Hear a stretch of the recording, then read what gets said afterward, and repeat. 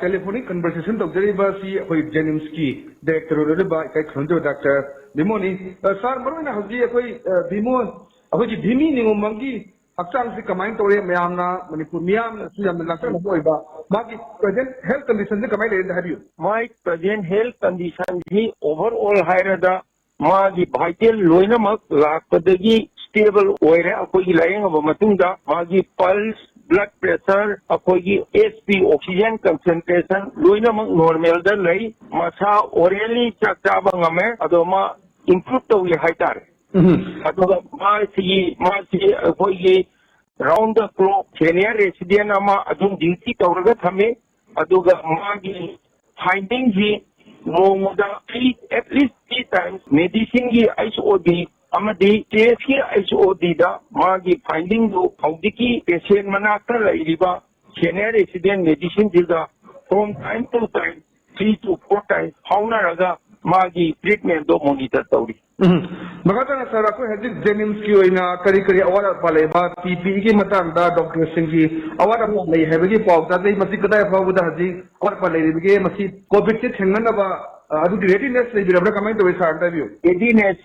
koi honorable chief minister health minister amadi principal secretary na hairakogi matungina madi from time to time akoida monitor tawugi matungina akoigi award apa jinge akoida adum take tawri ngasi ma ventilator ahum akoida provide to atuga hena asigumba anaba si laibak thidana sanduraka taragadi madugi mit tawna baina akoi famung ji medicine gi floor mari akoi loina patient ji atopa receipt tawraga akoi masi famung IT mo akoi masi prepare tawraga ID in case of any eventuality mit tawna ba Sir, Manu, PPE ki matang si enough later equipment sing doctors sing na pada se kadaba days gear madam si le birabra sa comment obiri. PPE ki matang si ngasai ki ako ki healthcare workers ji any amada infect tawubo si ngasai ki tingraga di yadabani na PPE ji ako ki ICMR guideline da ako machi contact tawriba se flu clinical labor doctor BRDL da machi ki test tawriba doctor sing isolation walk tawriba doctor nurse therefore loina ma PPE Sir makata na di akoi Jnims ta atopa yoising habatai moigi test tawbagi laktibra atopa sing test tawba lakpra aduga hazik dimi na taba atopa di laktaba lebra kamai to bisa uti thoda Manipuri gi oina tharpa sample si akoi gi Jnims ki through the tawbasi loina na 30 sure ngasi thau is on to de akoi ngasi sumari tawi ado nategi manunda akoi gi ama khatama adum positive oi akoi test te adum jari Sir makata na ji akoi Manipur ki miyam da haji leriba like asidagi akoi ngakthok na ba aduga kai lakhope amatang ku tentak na amta habiu aina hena tasengodi hainingai leite adubo akoi mayam na masigi anaba se naknaraga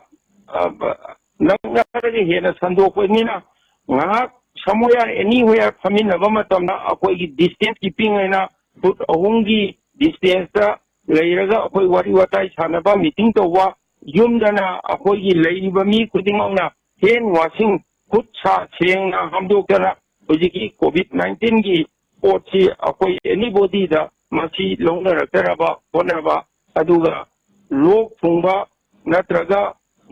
khanau na ba kari kai tawragana akoi gi